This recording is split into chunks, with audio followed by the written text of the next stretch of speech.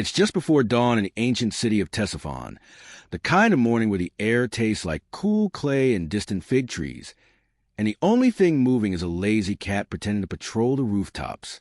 The tigress drifts nearby, soft as a sigh, carrying secrets, sandalwood, and maybe someone's lost sandal from upstream. You wake, not dramatically, no. There's no grand royal trumpet or clattering servant parade. You simply stir beneath the linen canopy of your sleeping couch as a faint rustle of papyrus blinds catches your ear. The stone walls around you are warm from yesterday's sun and smell faintly of rosewater and yesterday's spice lentils. Somewhere down the hall, a eunuch coughs discreetly into a silk sleeve. You are in the palace of Queen Boran, ruler of the Sasanian Empire, a woman so poised, so terrifyingly calm, that even her enemies often forgot what they were arguing about. The year is something close to 630 CE, though, as you'll discover, time here doesn't mind wandering around like a camel with a loose saddle. You sit up slowly, careful not to disturb the miniature ziggurat of embroidered cushions beside you. This is not a place that rushes. This is a place that glides. Gentle viewer, take a moment to like this video, if your eyes are still open. And if you're feeling generous, comment where you're watching from and what time sleep called you tonight. You probably won't make it through this day. Now let's ease into tonight's journey. You pad across the polished stone floor in soft slippers dyed with pomegranate peel. Outside your chamber, the palace unfolds in a quiet ballet of marble, brass, and sleepy protocol. Courtiers drift like incense. A boy in a too-big tunic scurries past with a plate of dates, 3 of which he has definitely already eaten. Queen Boran sits in the western chamber, where light filters through lattice windows and lands just right on her lap, like it's been trained to do so. She is not embroidering what you expected, nor is she reading petitions or dictating law codes. No, she is staring intently at a wooden board dotted with tiny carved pieces. Elephants, chariots, kings, and foot soldiers. Chess. Well, not exactly chess yet. This is chatrang, the Persian ancestor of the game we now know. Historians believe it arrived here from India, evolving from chaturanga. But this version? It's quieter, slower, and if the queen has anything to say about it, which she does, it's a perfectly valid way to avoid tedious breakfast audiences. Let the bishop wait, she says, without looking up. He always asks about the harvest, and I simply cannot bear the wheat report today. Her companion is a girl no older than 12, chewing her lip as she eyes the board. You imagine she's one of the queen's nieces, brought in to be molded into a polite weapon of the court. You're not here to play. You're here to observe, to notice, to remember how a queen used quiet games to wield power, like a silk whip. And so you settle onto a low cushion as the game continues, slow and deliberate as all good schemes should be. It's said that Queen Boran didn't speak for 3 days once, just to make the viziers sweat. Some scholars argue it was merely a silent protest over the lack of cinnamon in her morning porridge. The records disagree. But one thing is certain. No one in this palace moves a single pawn without her permission. You are now in the royal gardens, which are not so much gardens as carefully orchestrated performances of leaf and scent. The Persians, of course, invented the paradise garden.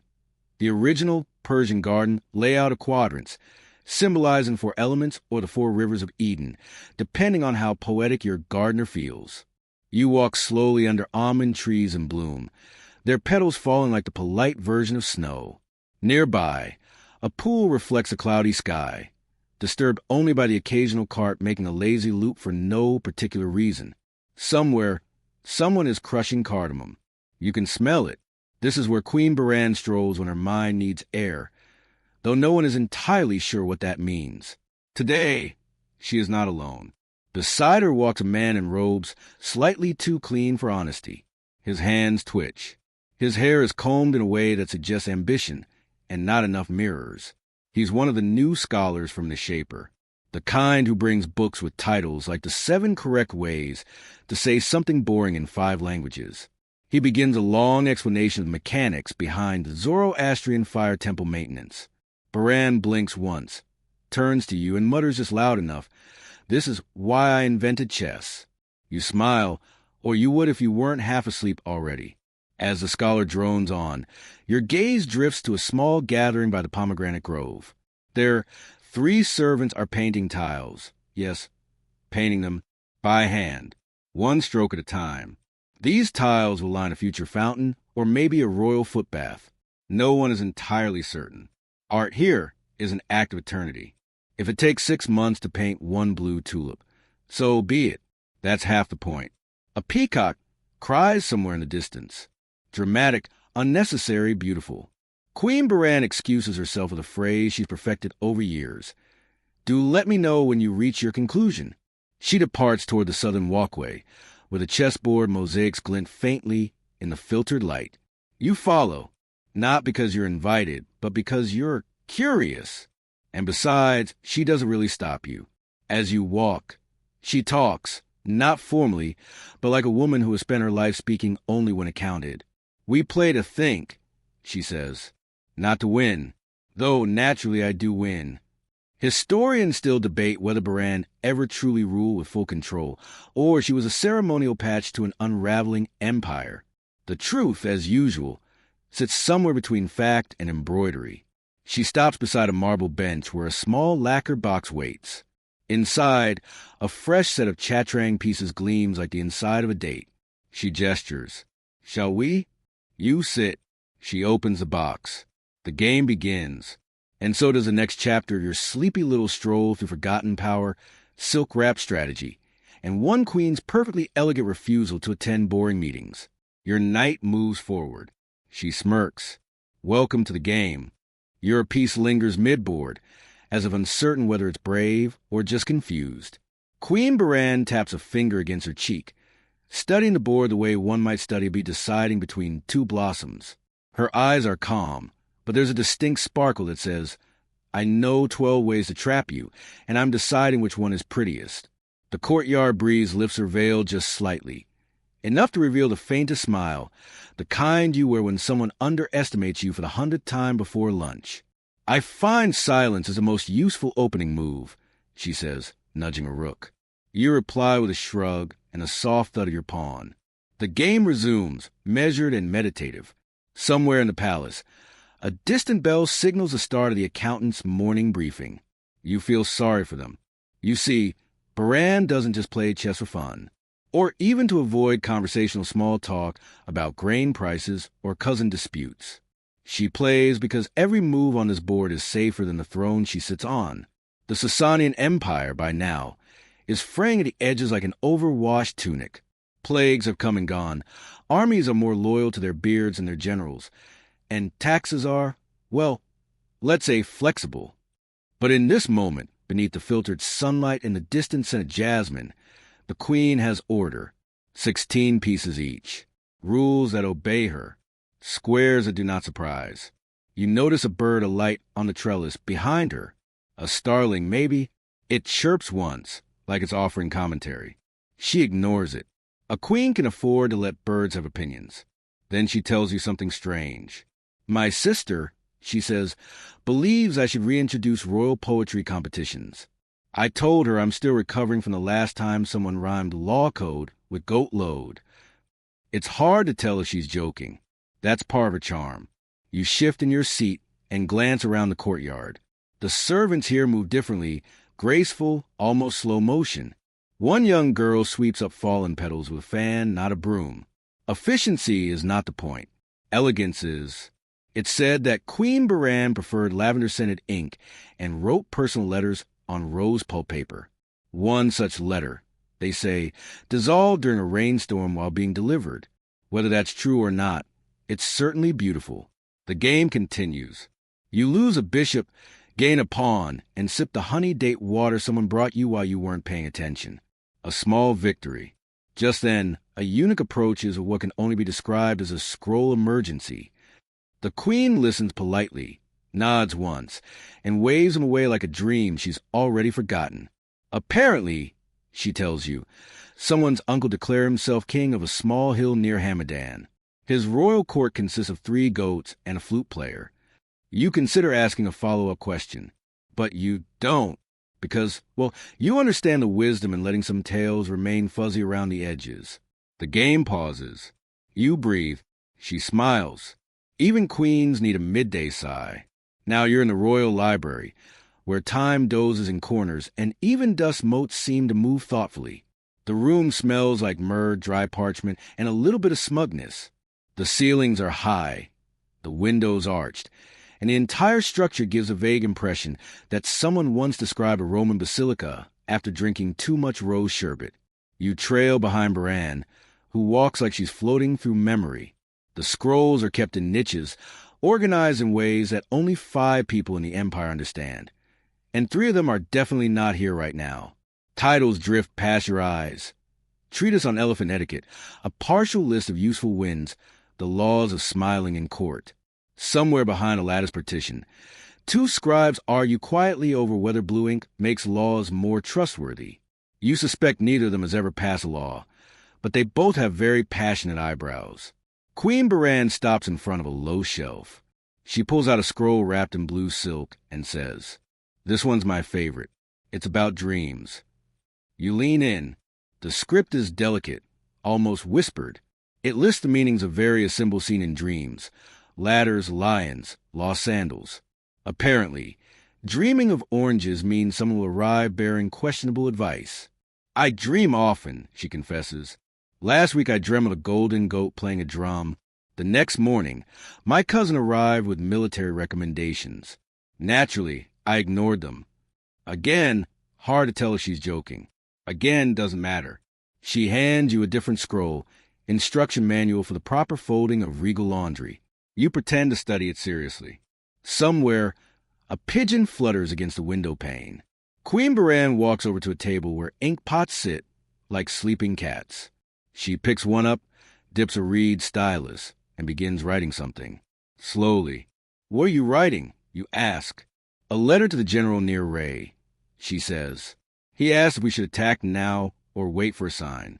I'm sending back a chessboard." You blink. "With instructions?" "Just a board." You nod, understanding very little, but respecting the artistry of it. Historians still debate whether Queen Boran's leadership was strategic brilliance or gentle chaos. Some argue she held the empire together with grace and guile. Others think she just had very good timing and a very short reign. But here, in the glow of the midday light, watching her craft a response with ink and irony, you begin to suspect the truth is both. Behind her, the wind shifts. The peacock calls again. Somewhere outside, a servant drops a tray and mutters something you're glad you didn't quite catch. Queen Boran finishes her letter. She seals it with a dab of fig syrup, her own unconventional method, and sets it in a basket to be delivered by camel, or foot, or luck. You lean back against the wall, eyelids heavier than they were 10 minutes ago. Maybe it's the stillness, or the smell of old wisdom, or maybe this room is just very, very good at its job. You rest your eyes, just for a moment. The next move can wait. You wake. Not in the start, but in that soft, swimmy way where the dream and the room briefly argue about which one is real. The library remains. Silent, golden, smelling faintly of fennel and thyme. Queen Boran is gone. A scribe tiptoes past carrying a stack of scrolls taller than his hope of reading them all. You catch a glimpse of one labeled agricultural hymns for uncooperative soil. Someone somewhere was very optimistic about the persuasive powers of music on dirt. You rise, stretch in slow motion, and make your way back to the west corridor. Your slippers whisper across the tiles. A guard nods at you, barely awake himself, possibly dreaming while standing. You respect the multitasking. You find Boran in the women's quarters, seated in a cushioned alcove surrounded by fabrics of outrageous softness. Silks, velvets, and something suspiciously described as imported wool, probably from animals. She is not alone. Around her sit 3 noble women, one embroidering, one fanning herself with practiced boredom, and a third attempting to teach a cat how to sit politely during poetry recitations. The cat is losing interest. Boran waves you over. "We're discussing what color the sky should be in spring," she says.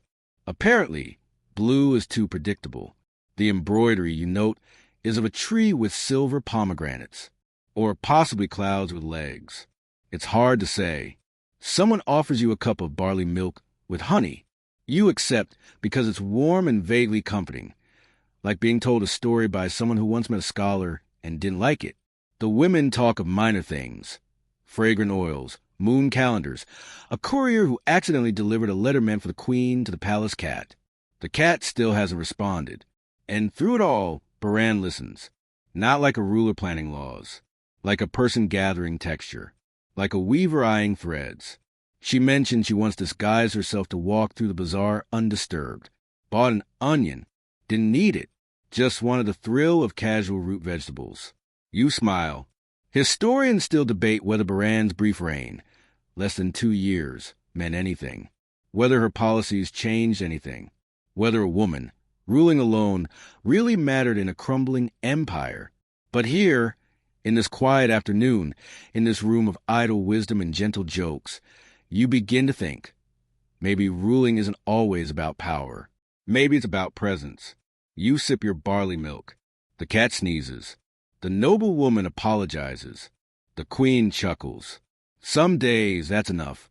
Later, you walk with Boran through the palace kitchens, a place of hissing pots and clattering ladles and arguments about cumin. The kitchen smells like the inside of a saffron dream. Flatbreads puff over fire, lentils bubble in great copper cauldrons, and a very stern woman is attempting to convince a reluctant apricot to behave in a sauce. You pass a spice shelf tall enough to qualify as architectural. Cloves, cinnamon, dried limes, something labeled only as very red. The cook bows as the queen enters, then immediately returns to slicing onions with the kind of focus one usually reserves for existential decisions. This is where real diplomacy happens. Boran tells you, in food, in flavors, in getting the yogurt temperature just right so people don't start wars. You nod solemnly. You've never felt closer to international relations. She explains the menu for tonight's dinner. 5 courses, one of which includes something called peacock impression stew, which thankfully does not contain actual peacock, just a lot of feathers and confidence. You're handed a warm piece of bread with herbs pressed into it. You bite. You wonder briefly if this is the peak of civilization. In the corner, a boy crushes rose petals into syrup. He's singing a song about a carrot who married a melon. It ends tragically but sweetly. Queen Boran tries the stew. She nods, pauses, then requests more sumac. Not less. More. The cook doesn't blink. Sumac it is. You lean against the cool wall, watching the kingdom swirl in spice and firelight. One of the cooks is carving radishes into stars. Another is shaving pistachios into neat curls. There's a kind of hush that settles over the kitchen, not because it is quiet, but because everyone is in rhythm. This is not chaos. This is ceremony. I prefer kitchens to throne rooms, Boran confesses. Throne rooms demand decisions. Kitchens only ask that you taste first. Historians still debate what role Boran had in court policy. Some suggest she was a ceremonial figure. Others argue she personally penned trade letters. The kitchen records are silent, but the coriander speaks volumes. You finish your bread. You sigh. Dinner will be delicious. So will the silence.